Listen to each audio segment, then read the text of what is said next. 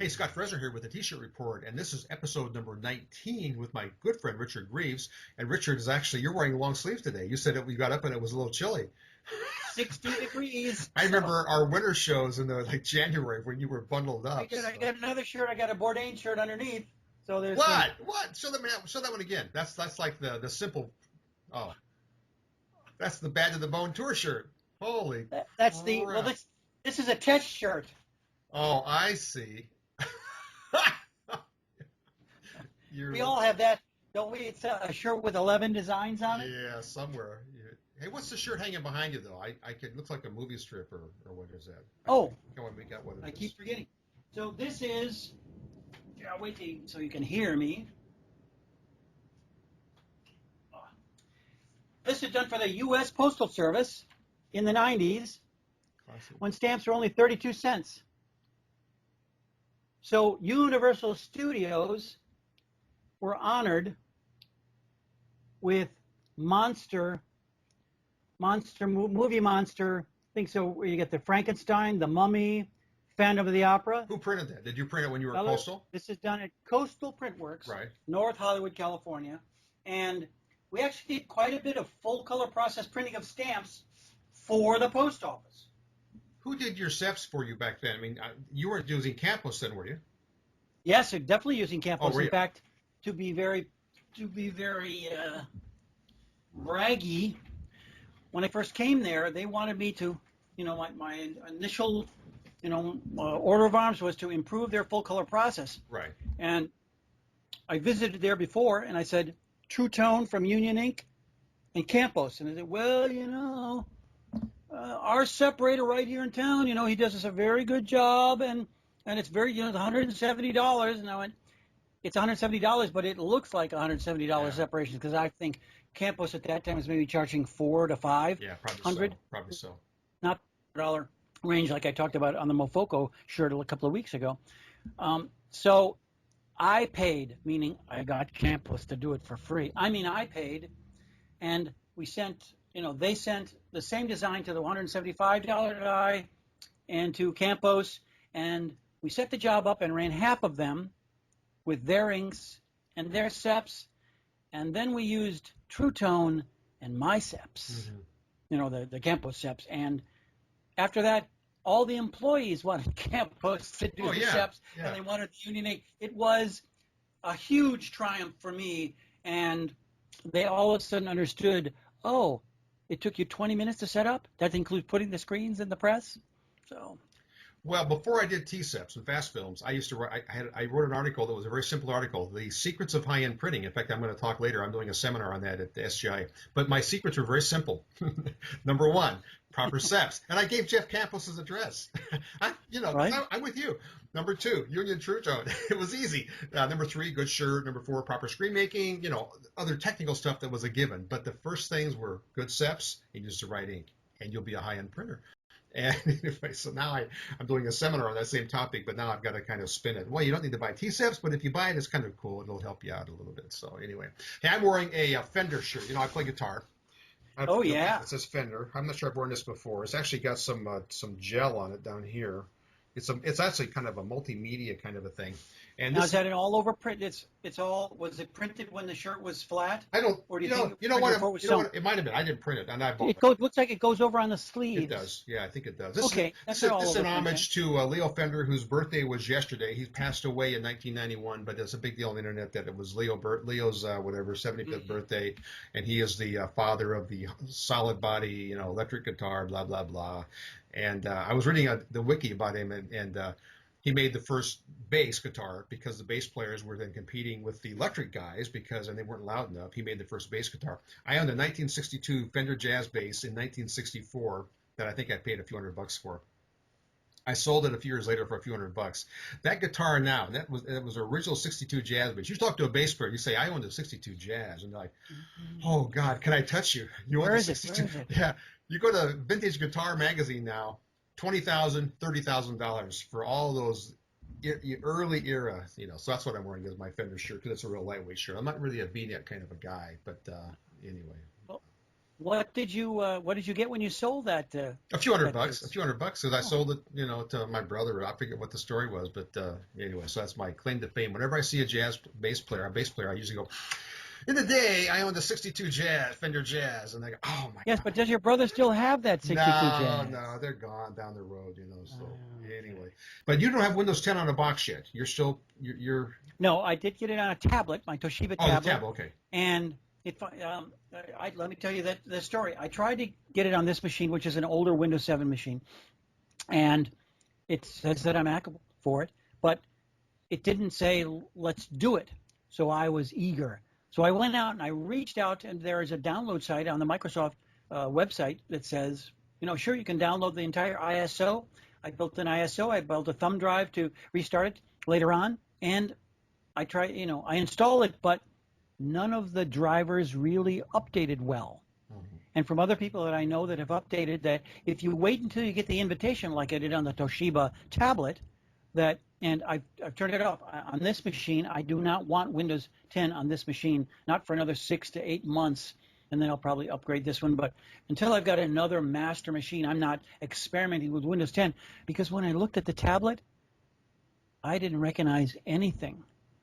That it is still different. Now, granted, it's a 7-inch tablet and everything is microscopic, but it's all different. You have to learn a new way, and when I have time, I'll deal with it. I can't be doing that with a regular machine that I expect to use and I need to use every single day.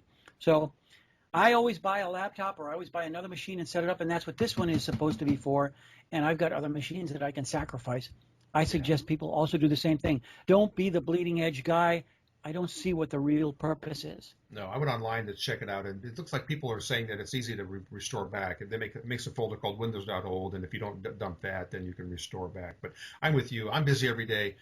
If I was down a whole day updating, so now that my grandkids are back in school and they've gone back home to Mike and Vicky's, and I've got some free time, I'm going to probably take this weekend and get a new box and with Windows 10 or do an update on one of my older boxes and find out. But so far, TSEP seems to be working. I even had a guy yesterday, and I don't mean to talk about competitors, but I had a guy yesterday talking about rips. He says his AccuRip wouldn't work, on Windows 10. Oh. And I said, I can't help you. I didn't say AccuRip because he was also a TSEPs user. I said, TSEPs has no problem with it. He called back and says, oh, AccuRip has an issue and a $145 update. So, I mean, it just is what it is. Get over it. Pay the $145 and update your AccuRip, Well, so. but I've also asked every person that asked me, what is the reason you want to move to 10? What's the new one? I'm all over the blogs and things, finding out any class of a reason what new is good about it. So there's no DVD player. You have to furnish your own DVD player. If you're there's just lots of reasons why things are stumbling. I see no reason to get up there. I think it's the early adopters. They want to be on the latest thing, and then if you go buy a new computer, Cool. I haven't been to Best Buy for a few weeks, but I'm guessing if I go to Best Buy right now, it'll probably be, maybe I'm wrong, it'll probably be a lot of Windows 10 boxes there. I got to find out about that. So not that many. really, Windows 10 boxes, but not that many. And I would rather spend $500 on a cheap Windows 10 box to learn about it than gamble that I'll lose. I'm this with you. machine. So I'm going to go out and buy a new one because I can't afford to be down. I have so much software on my computer. I can't afford to have issues and stuff. So anyway. And who is going to be the Mr. Spock in your shop that's going to say, Joe, you're the one. You're going to learn how to use Windows 10 before we do it on any of our other computers. And that's what the whole year is about. We've got until July of 2016. I had people for that at one time. Now Aaron, we're the people. Aaron, not my IT guys. Hey, okay, you guys figure it out. So anyway. Now remember, if you do figure out a way to get Windows 10 on, you have only 30 days, and then that 30-day restoration that goes away. So you've got to put something in your calendar that says last day, or a couple of days before, last day to resort back to Windows 7. Because what happens if it doesn't work? Did you back up? Are you using Carbonite? Are you doing the right thing? I see our bandwidth has changed, and so now you see the entire room, the entire office. Well, as long as your bathroom's clean, I think we're okay. Oh, yes, it's very clean back there. Okay. Yes. Hey, real quickly, when you and I talked about books, and I was out of stock for a while on my How to Print T-shirt book. And I was actually looking through this a second ago. Like we joked about, you write stuff and you look at it years later and go, that's pretty good stuff. This is a pretty good little book, actually. If you're starting up, this is my How to Print T-Shirts book. It's on DVD. It's on for an iPad, which I can barely give away. I'm kind of like you, though. I like a book. I don't mind reading even the trades on the computer, but I really want to read a trade magazine or anything. And you had talked earlier about how when you're done too. You're kind of just like the internet. Mm-hmm. But basically the book's in stock and available. And then you've been involved with the history of screen printing, which I don't think we've ever talked about before. That's a thick book. Do you have a copy there? You think your copy? Yeah, I know. Okay, good. Thank you. I knew you must have one sitting around somewhere. This is 5 pounds 9 ounces of. Mine's only about a pound. Wow. And it's hermetically sealed too. Well, I've got my open copies upstairs, but okay. Academy members, we got to buy them early. So we bought early at a discounted price. Yeah. We got to buy them for $75 each because the retail price is $110. No, that's not about garment printing, but that's a history of. I mean, no, it's got garment history. printing. There's pennants and stuff. Yeah, it's an excellent book, and it's available from Amazon for what you Well, see. this is the downside that I looked it up on Amazon before we did the show, and on Prime it's $75. So the discount that we thought that we all got, we did get them early. We got them the day they were produced. They were at the SGIA show. They let us look at one and then ship them to this. But anybody that wants one, go to Amazon.com. $75 on Prime. It costs it's like $6 or $7 to ship it media mail. So I have a bunch of them that I bought because I wanted to make sure that I had some. But there's a limited amount of this original publication. They will eventually sell out because libraries are buying them. And this is the only one that will really have been printed the best possible way. When Guido Lettweiler had it published, he did it in Switzerland. And so it's on fabulous paper. It's got a linen cover.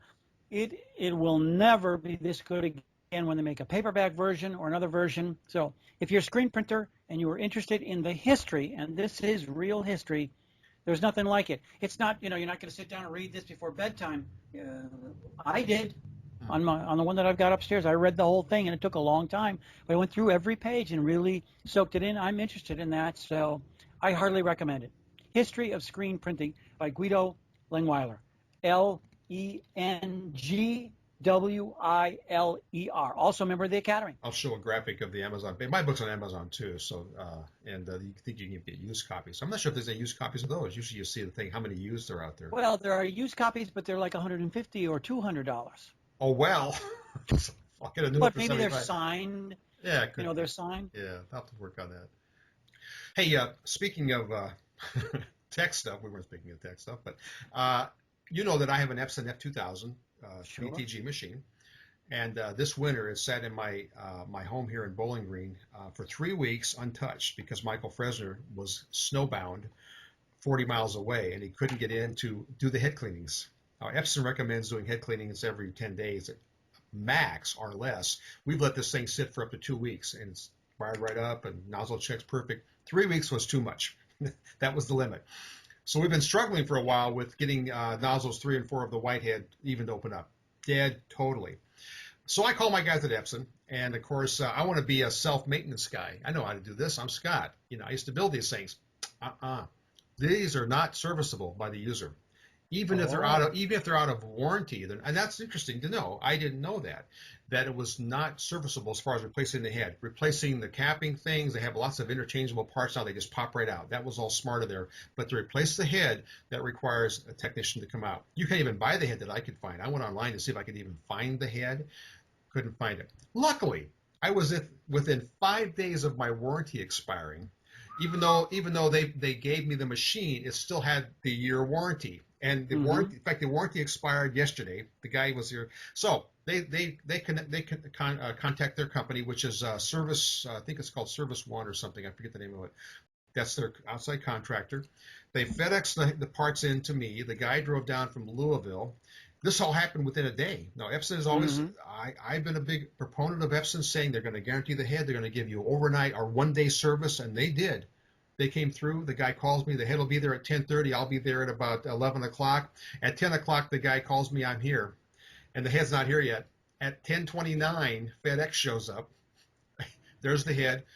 Hour later, the machine's printing like perfect, all under warranty. But the point is that I was surprised that, like, if I was 2 years into it, I couldn't replace the head. You can't buy the heads. Epson's got that pretty well tied up, and you have to pay for the service and pay for the head. But I was very impressed. Those guys responded as if I was just another guy, like a regular user. So anyway. So did the guy mention anything about these machines? Has he fixed a lot of them? What did you get out of having the guy there for an hour? This guy with coffee. This guy was the ultimate zero. Now, Michael Fresener had met this guy before because Michael worked for a local company called Ericsson who had wide format. And he said, I bet you're going to get a guy out of Louisville that has gray hair and kind of a heavyset guy that has zero personality. This guy walked in. I'm going, his picture was there. This guy, other than he told me, I said, because it's in my garage. It was kind of hot today. I said, I know I shouldn't have it in a hot garage. Oh, I've been in factories that were hotter than this. I've serviced these everywhere. I said, well, how many of you service? I've serviced quite a few. I said, I got one guy in Indianapolis that's got 20 of them. He told me the guy's name, too. He's one of these internet guys. Got 20. He says, we're always up there. These guys don't maintain them. And I had my story about Zazzle. We sold 30 of our blazers to Zazzle, and we go back every month, and there'd be ink on the capping station. We keep saying, can't you hire a full-time guy just to do maintenance? Oh, turnover was kind of high. So anyway, so this guy seemed to be real high on him. But anyway, he was there. He fixed it, and that's my story. But I'm still real high on Epson because they responded real fast. I have no idea what it would have cost me, though, if I was out of warranty. Well, you had to drive from Louisville. You drove to Louisville. How far away is that from you? 125 miles, and I'd have I'd have the head, which is a big assembly. I'm guessing the head's $1,000 or more. I don't know, So what did he actually do? What did he have to do? Well, replace the entire head. He had a few maintenance parts that he put in. He had the whole thing apart, and I got some pictures while I was here. Okay, so as long as you got some insight at and then you did that. Oh, yeah, cool. Yeah. Hey, does he have a special tool? Yeah, called long magnetic head screwdrivers. So anyway, hey, you mentioned that. Your humidity is kind of high, and Gina came running up to you the other day and says there's a noise coming out of the basement. Well, so what episode was it? We just did last one. Humidity. Okay. Timely. So I love that Montgomery Ward's dehumidifier that's down in the basement. It's been down there for more than 10 years before I moved into this house. And, it works hard. It is running every day, because you got to keep that bathroom or the basement dry, and she gets moisture out of the air even in the winter because it's just that way. Yeah. So, Richard, come downstairs, and the dehumidifier is going like a washing machine that's out of round. I unplugged it and said, "Well, dear, it looks like you're going to need another dehumidifier." And she says, "We?" I don't know nothing about. It's a good story because you got to go and buy one, and I don't think you knew exactly the pricing. Maybe you did, but I think it's good. I'm Mr. Expert. Now, I have always recommended the Kenmore because everybody's got a Sears store, but I dig out my consumer reports, which I get out of on the internet in a software program called Next Issue. I pay $15 to get like 50 different magazines that I can look stuff up, and I search and search and search, and yes, they've got a dehumidifier issue. And I see these names I've never heard of, but there's a common thread. There's like a teardrop clear plastic visual part that shows you how much water is in the bucket. And every one of them seem to look exactly the same.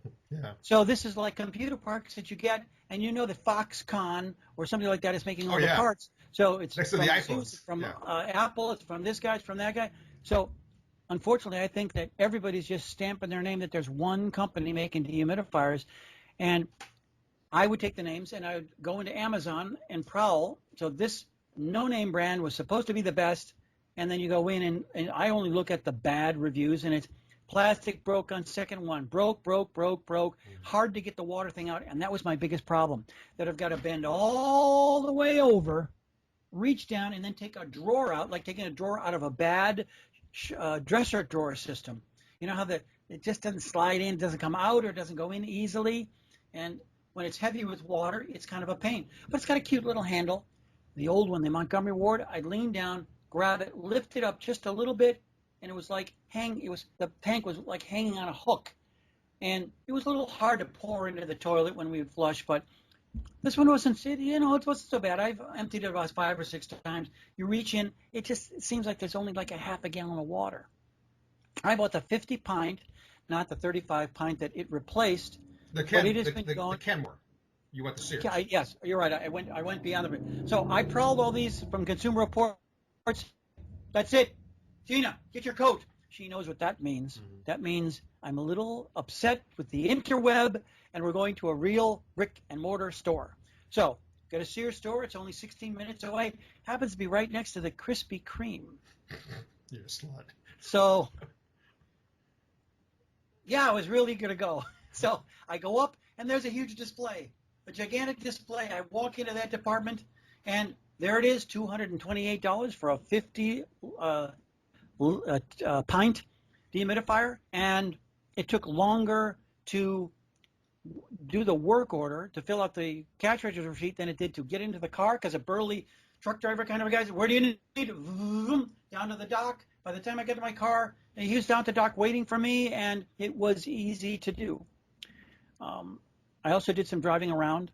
I went to Cincinnati to do a bit of work, and when I was going down there, I noticed that, I showed this hygrometer the other day, and I thought, oh, well, I just have to put batteries in. It's been a while. Nope, batteries didn't relive it, so I needed to go in, and when I was buying, I needed to buy another hygrometer.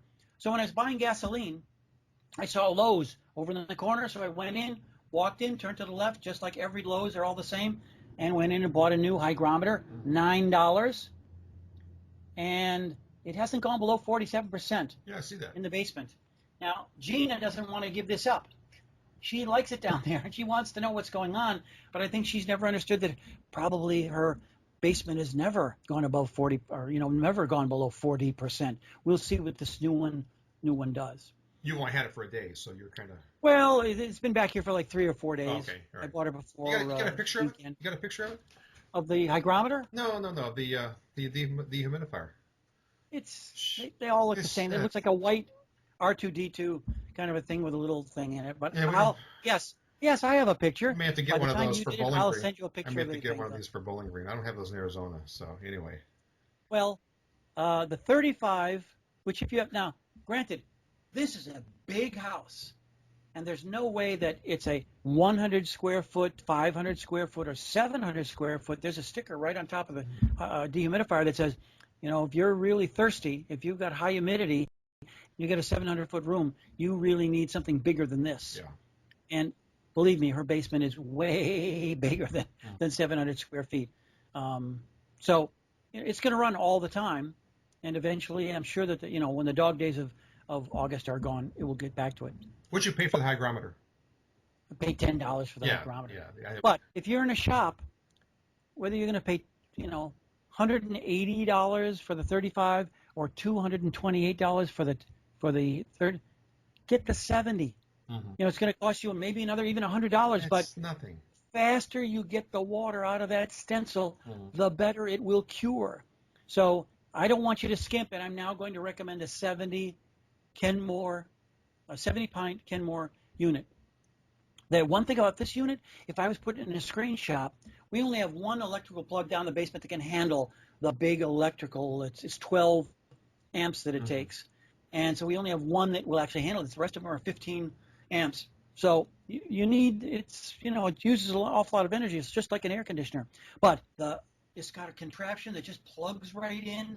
It's got a garden hose outlet, but it's got a removable contraption. So if you want to put a bigger bowl, so if you want to put like a 5-gallon pail next to it, instead of a little teeny weeny thing, it's got a little wand that goes into it. That's a very clever piece of kit. And I'm recommending the Kenmore. Go out and buy 2 or 3 today. Hell of a deal. Good timely topic that yours broke after we did the humidity or the control issue. No, it wasn't timely. It was $228. Yes. I was at a shop just a while ago, and they're doing some plumbing work, putting in a gray water system like the one that I talked about in a past episode.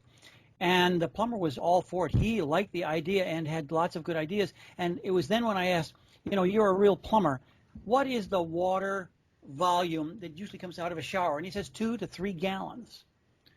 And some old shower models or ones that are gigantic, but they're trying to reduce the amount with those low flow shower heads. But 2 gallons of water is what people need to calculate for their gray water system. Per minute? Yes, what did I say? 2 gallons of water. You said say, but that's, I want to make sure that we're on the same page here. Yeah, yeah. So you take a 5-minute shower. Take a 10-minute shower in the jungle, it's going to take 10 gallons of water. Yeah, yeah. Now, so are you consulting? I know you can't give names, but this is something you're kind of helping with a little bit. You're giving advice or helping. Always helping. People are calling me not enough. Yes, it was a screenshot that loves me. And when will we know how this all works? Well, there'll be movies. We got to build it first. There's a date, right? The architect has to September sometime. Okay, there we go. We talked earlier that I talked to you about my issue. I'm in Bowling Green, Kentucky, and I have do my classes, but we have to reclaim streams between classes. So I moved into a house that is now on septic, and I haven't been on septic in a heck of a long time. And so now I'm in this dilemma. I have a sink that's like a Lawson or a Franmar sink. I'm on septic. It's a rental house. I'm not going to be here after a year, so You think you'll only be there a year? And it's a huge yard, be a gray spot out there. So so we talked about my dilemma, and the drain pipe is off the ground by 3 feet because where the sink is in the garage is lower than the main house, and so I've got to tap into that drain. It's either milk or gray water. Hold that up. That's squirt. It looks like Detroit. I think you got a better joke. This is gray water. This is gray water. Dishwasher that I've recycled. You are really gutsy drinking your own gray water there. So anyway, we had a number of shows ago where you talked about tanks with various baffles where the water flows over.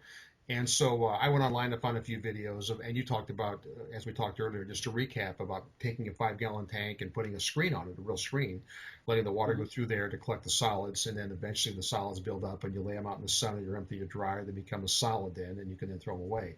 But it's a dilemma that I think a lot of screeners are dealing with. And you had talked about plastics are never going to biodegrade, and some of the chemicals are never going to break down. And so anyway, do you have any customers you've dealt with septic? You must have over the years been with septic people. No, unfortunately, I haven't got any examples except to tell people that it's just not something that they should do. I've had a couple, I had people call me when I was at Ulano and Lawson, and they had that problem. And it means, when the septic field gets filled up and it no longer handles your biological waste, that means you need to dig up the septic field and completely rebuild your backyard or your side yard or wherever it's draining. So if the enzymes and the little biological creatures are getting rid of your waste, then it's okay. It can last probably for a long time. There are chemicals that you put in to feed the little biological creatures, and so they eat everything up. But stuff like the plastic that we put out, that means digging it up with tractors and resodding your backyard or creating a new septic field. Well, I think the solution is doable for me because, I'm going to be doing a few screens, and I'm going to build a little tank with some baffles and put a screen on top of it, and then I'm going to throw away the sludge, and I can then use a sump pump to then go from that, the final clear water, to my drain with a sump pump because it's uphill. I think it's doable. It's just as long as my landlord doesn't find out. Because they look and see all the plumbing when they come in to see how you're doing. Where's the rent? So that's my dilemma. So anyway, it's a topic we might want to address sometime in more detail. I'll know more after I kind of done my whole thing here. So anyway, okay. So trade show's coming up. I have a boot camp coming up next week, 21st to the 23rd. Oh. Look at space. MBM show August 28th to the 30th in Philly. That's new for them, Philly. I think it's new. No, they've gone there. Well, they could be. I don't follow them as much as I used to, so I didn't know they were doing Philly. Weren't they doing Baltimore though, or some? Sure. Yes. Which sounds like a lot of fun. What, Philadelphia or Baltimore? Baltimore's got a great downtown with a harbor. Really? See, I didn't know. And the great restaurants. I loved going to Baltimore. I've got maybe 5 restaurants that are top picks that I know. I got plenty, but Philly, I've got more than that. Well, you go out the convention center door, and there's your whole little market, where you can get your Philly cheese. Everybody should go to the Reading Terminal Market. That's what it is, and they should definitely get the Bassett's ice cream. Go to any place that's got an Amish lady in the back serving, because their stuff always seems to be the best. you can't go wrong. The Reading terminal market is just Oh, it's amazing. prime Yeah, the whole way. yeah, you got to see it. Then we got ISS Show Orlando. That's a regular one. I know they co-located last year with Surf Expo, and I don't know if they're doing it again this year, but I think they are because that's why they moved to September. That show used to be, as you know, in Orlando used to be in March, Right. or used to be in February. You're doing Greaves on Garments October 9th to the 10th at Mind's Eye Graphics. You got signups? That's on still? What do you mean? Is it on still? Well, I don't know. I mean, we haven't talked much about it, and I don't know if anybody's signed up yet. It's in October, so early. Yeah. it's a little premature. Yeah. Then we have ISS. I'll find out tomorrow. You will. We have ISS in Fort Worth, October 15th to the 17th, and BM to Denver. I think that's a new show. Well, they did Denver years ago. I remember years ago, printwear. Maybe it was the press magazine. I remember the press magazine had shows in this. I did that because I remember once I went skiing afterwards, and my good friend Richard Lebov, who passed a few years ago from Unique, he upgraded our room, and we didn't know it. We get to Keystone Lodge, and we booked like one room for 6 of us or whatever. We had kids and their friends, and next thing you know, we're in a suite. And Richard goes, "How's your room?" He was my buddy, as you know. And then we have SGIA November 4th to the 6th. We're doing the T-shirt report from the show floor, and you're doing How I Learned to Screen Print November 5th at 3 o'clock. I looked it up, but you need to go to the SGIA website. It doesn't list your speakers. I will get on that. I can say is I will get on that. I know it's a crime. Not that they will change it, but it's a crime that they have you listed in the topic, but they don't list who you're going to have on for your panel. No, which I think you make a good point. I will get on that right away. You got Rick Roth and Coudray alone would be worth going to. I'm doing a seminar same day. Actually, I had to look mine up. I'm doing one the 5th, Secrets of Iron Dark Shirt Printing. That's real simple. You need a good set of steps, tsteps.com. You need to buy the right ink, good screen making, and anyway, then we're going to be doing the T-shirt show from the floor. That's our show. Are we good? We're good. You can take off your long sleeve shirt now because it's going to warm up a little bit. It's actually getting hot now, yes. It's at 81 degrees. Well, you told me to take the fan out of the window and close the window. The trucks were killing me. Anyway, hey, good talking to you. I'll talk to you next week. Thank you. Thanks for watching. Bye-bye. Thanks for watching.